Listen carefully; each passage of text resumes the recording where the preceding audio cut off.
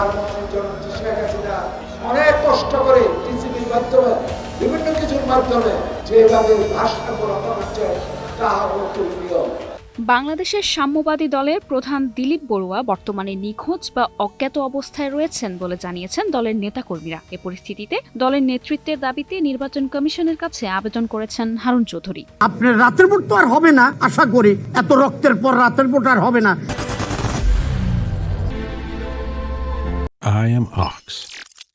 বুধবার প্রধান নির্বাচন কমিশনার এএমএম নাসির উদ্দিনের সঙ্গে সাক্ষাতের পর হারুন চৌধুরী সাংবাদিকদের বলেন, গত ৭ ফেব্রুয়ারি সম্মেলন করে আমাদের দলে কিছু পরিবর্তন আনা হয়েছে। আগে সাধারণ সম্পাদক দলের প্রধান ছিলেন, বর্তমানে এ দলের প্রধান হবেন সভাপতি। তিনি উল্লেখ করেন যে দলের নতুন কাঠামো অনুযায়ী সভাপতি ও সাধারণ সম্পাদক পদ পুনরায় ফিরিয়ে আনা হয়েছে। যে সমস্ত বন্ধুরা জননেত্রী শেখ হাসিনাকে চাপ প্রয়োগ করছে, হারুন চৌধুরী নিজেকে বর্তমান সভাপতি দাবি করে বলেন, বিভিন্ন কারণে দিলীপ বড়ুয়া বিতর্কিত হয়ে কোথায় আছেন সে বিষয়ে আমরা কিছুই জানি না, তবে গ্রেফতার হননি তা বুঝতে পেরেছি।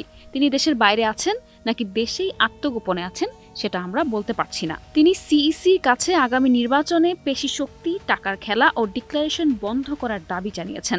বাংলার জনগণ অকণ্ঠভাবে মাননীয় প্রধানমন্ত্রীকে সমর্থন করবে। শুধু ক্ষমতা যাবার মোহে যারা বিদেশিদের সাথে আঘাত করছে। দিলীপ বড়ুয়া ১০ম জাতীয় সংসদে আওয়ামী লীগের নেতৃত্বাধীন ১৪ দলীয় জোট সরকারের শিল্পমন্ত্রী ছিলেন।